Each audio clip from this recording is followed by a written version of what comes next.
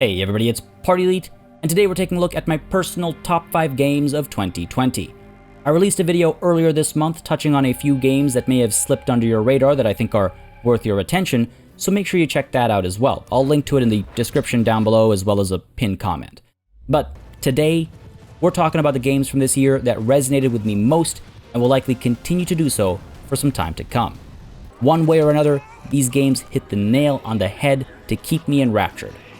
In keeping with the channel's genre preferences, I'll be sticking to games that live in the realm of strategy, tactical RPGs, simulation, management, that sort of stuff. And I'll also be sticking to games that have had some kind of release in 2020, be it early access or a full-fledged release. With that said, let's not waste any more time. Here are my top 5 games of 2020. Coming in at number 5, Mount & Blade 2 Bannerlord is the only early access game to grace the list this year, and it has definitely earned its spot.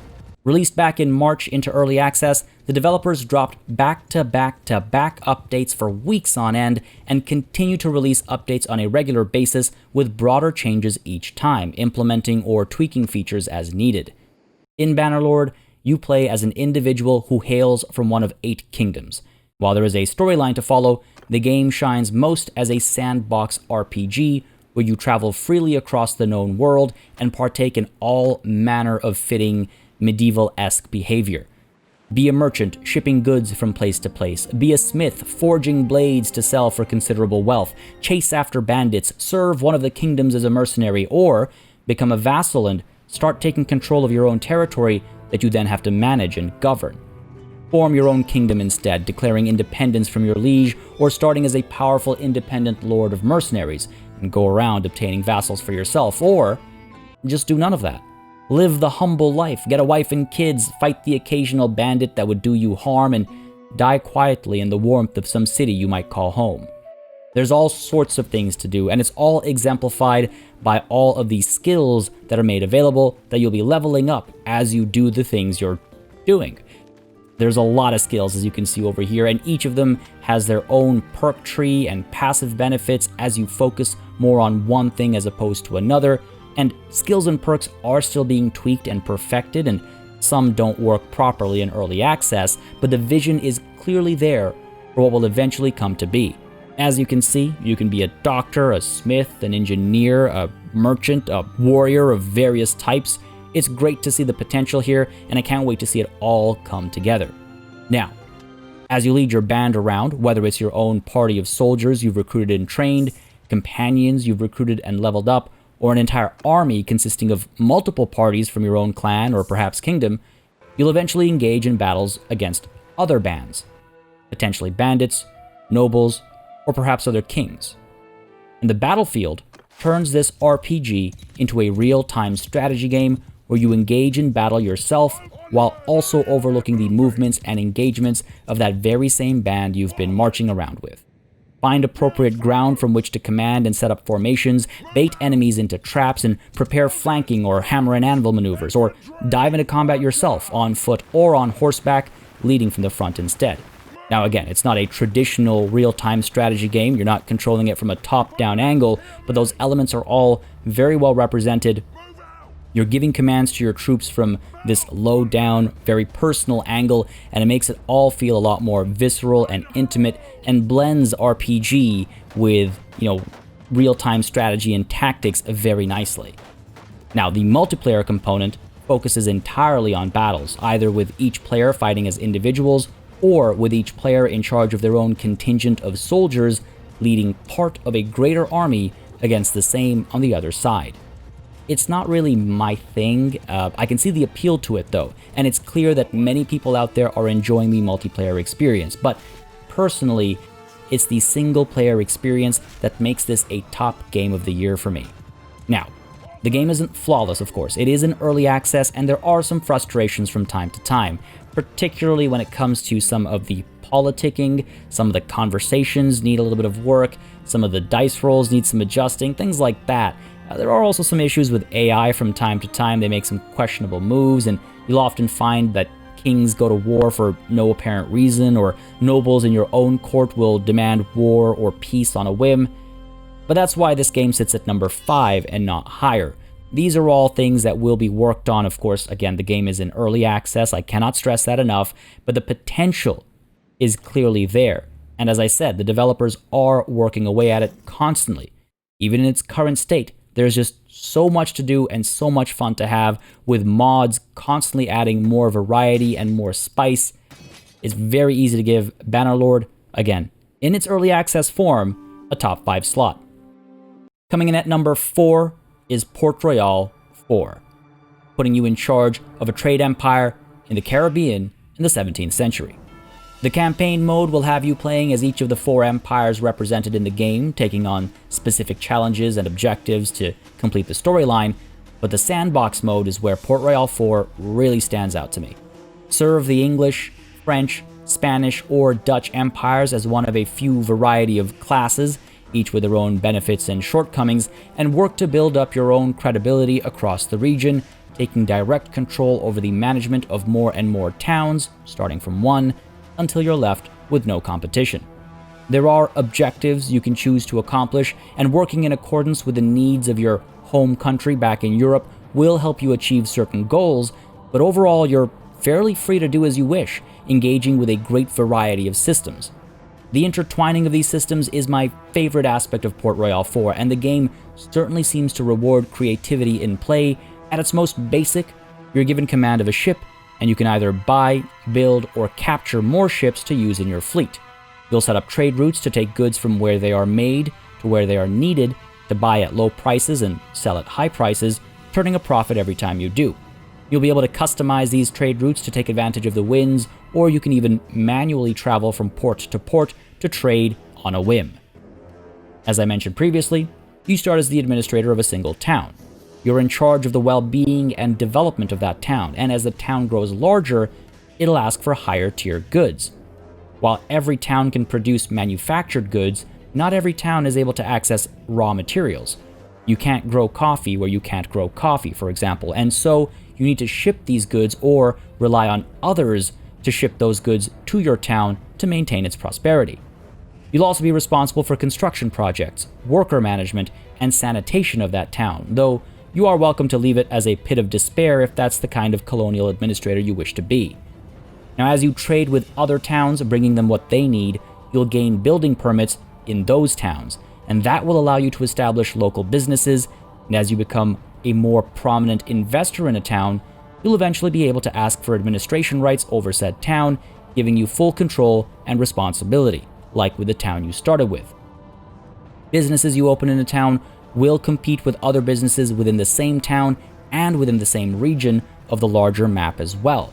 So whether you're producing raw materials for a nearby manufacturing city, or you're producing the final manufactured product for selling to major population centers, you are going to be competing with other cities belonging to your own nation as well as other nations to try and turn the best profit. You're going to be playing with scarcity, you're going to be playing with abundance, you're going to be playing with a lot of systems to make sure you're making the money. From time to time, war will break out, making certain waters unsafe for travel, but they can also open up new ports after said war is done. Territorial changes will happen, and you can help them happen yourself by being involved in battles. Even in times of peace, you'll need to watch out for pirate ships, and as a matter of fact, if it's the pirate's life for you, well, you can just play as a pirate yourself. Loot and plunder and sell said plunder where you'll fetch the finest prices. Rinse and repeat, buy more ships, and build an entire pirate armada, if you feel so inclined. Or you can integrate piracy into a greater trade strategy, let's call it. You can use piracy strategically to force scarcity of a certain product in certain regions, allowing you to sell that same product, if you manufacture it, at an exorbitant price, while other sellers are left cowering, too afraid to sell at the markets you now dominate. But beware, pirates, whether it's the AI or yourself, will draw the attention of navies of all the empires in the area, and you'll need to be prepared to fight the turn-based tactical battles if you find yourself in such a situation. These tactical battles are definitely the weakest point of the game, and they drag it down to 4th place from a higher position, but everything outside of battles is very compelling, especially if you try and aim for non-conventional objectives. Establish your own monopolies, harass an empire for the sake of it, try and wipe a faction off the map, fight in wars, or like I said, live the pirate's life.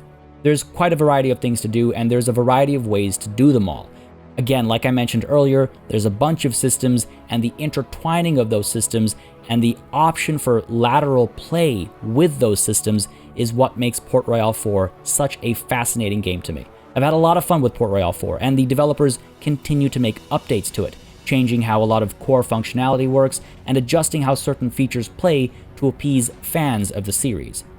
This being my first exposure to the series, it kind of sets the bar for me, though I understand that some fans were hoping for the retention or evolution of certain aspects of the series.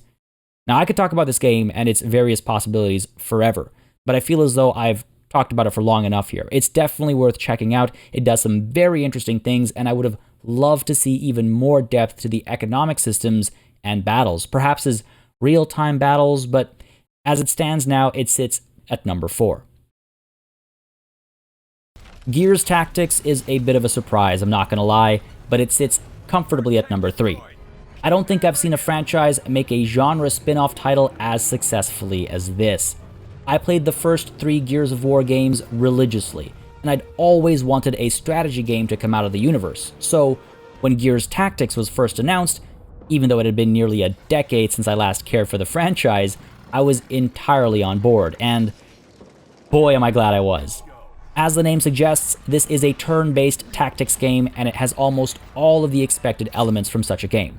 Each mission will have you lead a small squad composed of characters of varying classes, each with their own abilities, skills, and gear, and you work with the environment as you try to flank the enemy, set up overwatch angles, toss grenades around corners, pray to the dice gods, and run from cover to cover. Between missions, you'll return to your metaphorical headquarters, from where you'll be able to spend skill points to unlock new skills or improve existing skills, and you'll also be able to swap out gear and customize gear to better fit the needs of your individual soldiers. Everything is rendered absolutely beautifully, and because of how beautiful this game is, I actually hooked my computer up to the 4K TV in the living room, and my god, this must be the most beautiful game in this genre since its inception. From the cutscenes that drive the story to the action itself, everything is punchy and crisp and powerful, if not a little beige and gray, but it wouldn't be a Gears game if there was any color, let's be honest. The game itself is fairly linear, going from mission to mission, with only the occasional side mission, but I was okay with that. Not every turn-based tactics game needs a bunch of filler, randomly generated maps and encounters just for the sake of adding playtime. This game keeps it concise, keeps it to the point, and stays on a targeted path. This really helped keep the pacing of the game solid throughout the experience, and helped prevent the feeling of a painful grind, and that seems to be a running theme in the subgenre these days. There was, at least to me, a sense of forward momentum at all times, facilitated by the game's systems.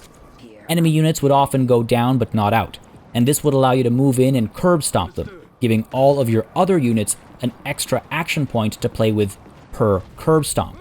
These action points, combined with the high damage output of even your starting weapons and the low health of the average enemy unit, often meant multiple kills and even more curb stomps in a turn, meaning even more instances of multiple kills and curb stomps and extra action points to execute them with. But you're not left feeling like a god as a result of this, no. You are constantly outnumbered, and the AI is smart enough to flank, move cautiously, and use Overwatch when needed. They seem to move in formation, and they often seem acutely aware of the grenades in your inventory. Now, I'm not going to say the AI is genius. It does have its flaws, and from time to time it makes decisions that don't make any sense, even on the, high, medium difficulties. But overall, it does a decent job in providing a challenge without becoming overwhelming until you get to the extreme difficulties, which I think is a fair place to live. I wouldn't mind seeing it be a little bit smarter, but I think that's a constant complaint across the genre, really.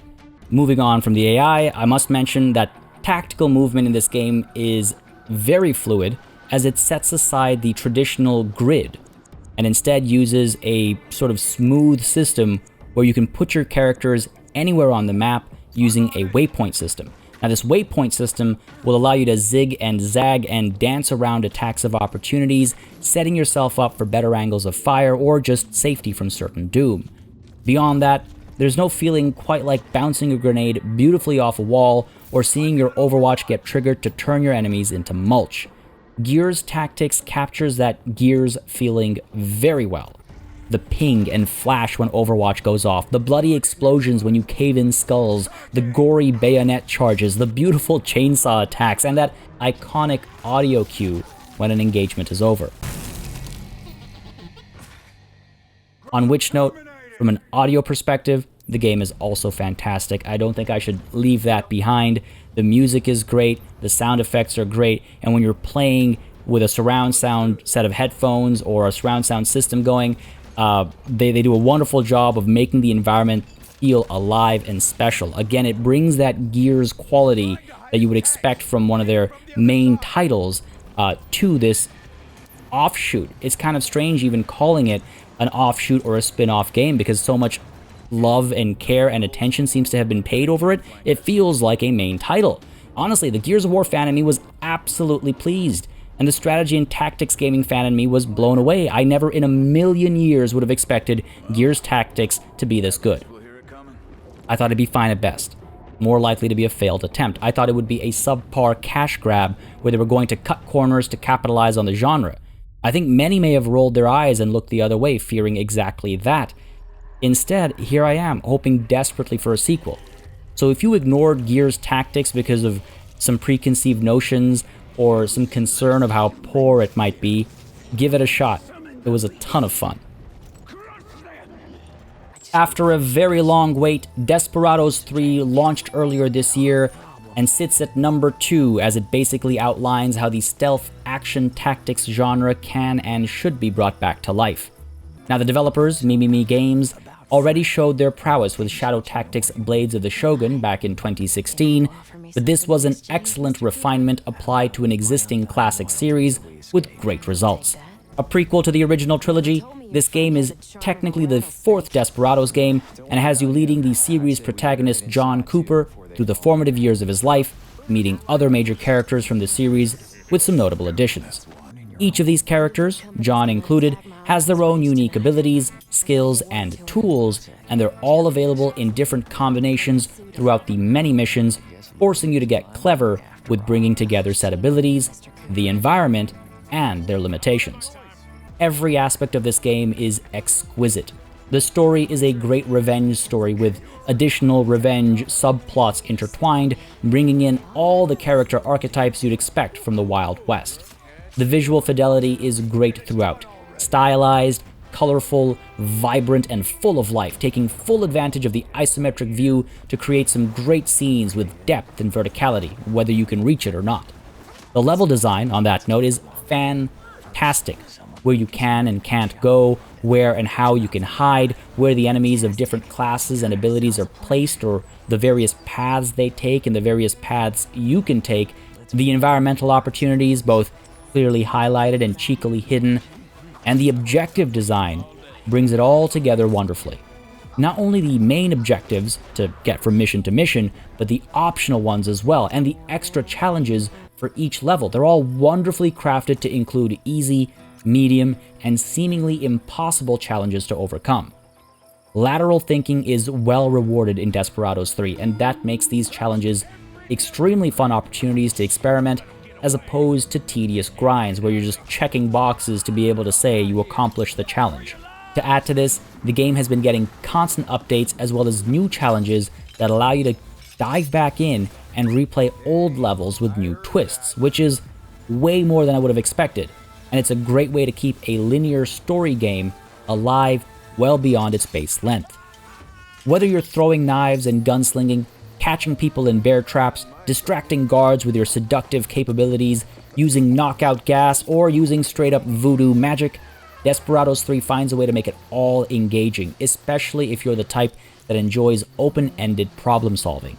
There is not a boring moment to be had with Desperados 3, and it was very nearly my #1 pick for the year.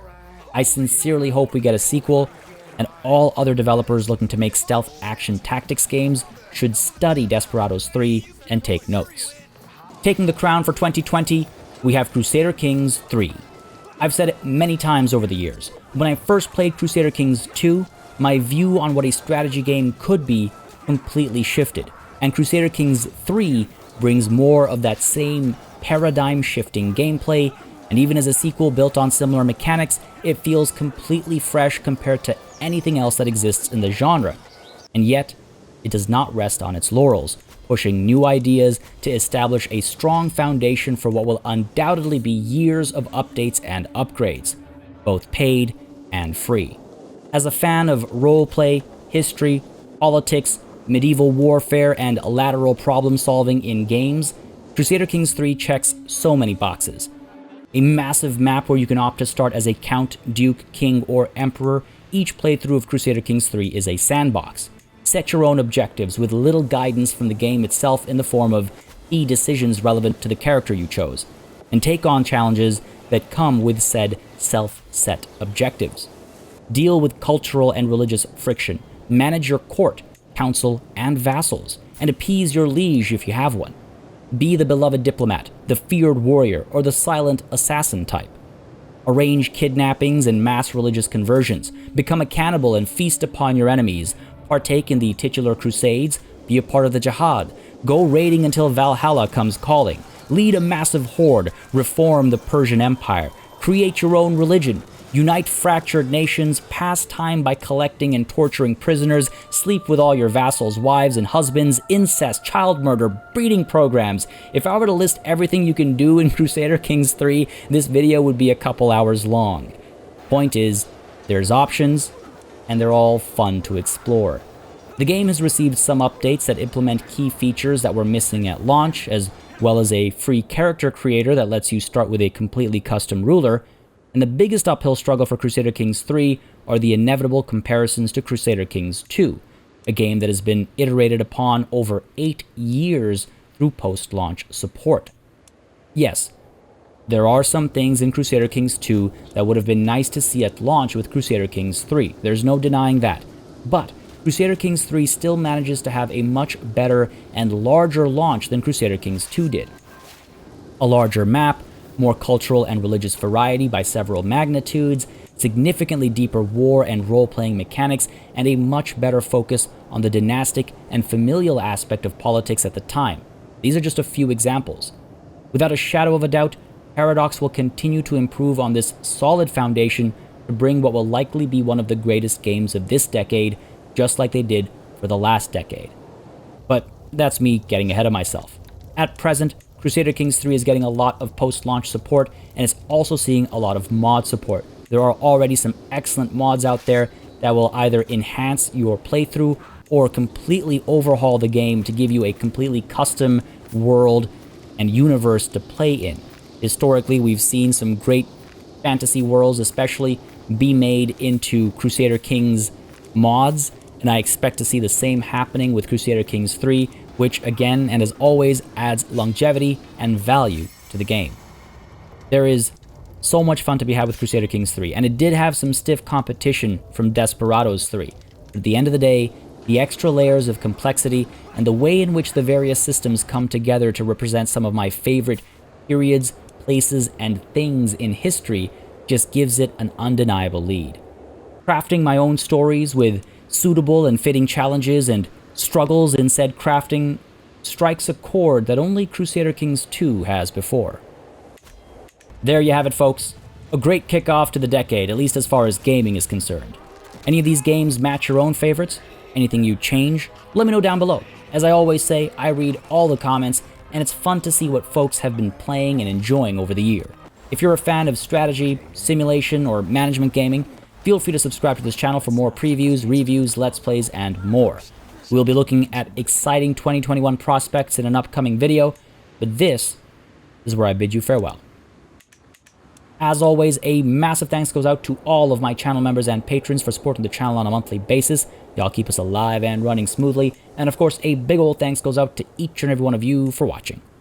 Until next time, cheers.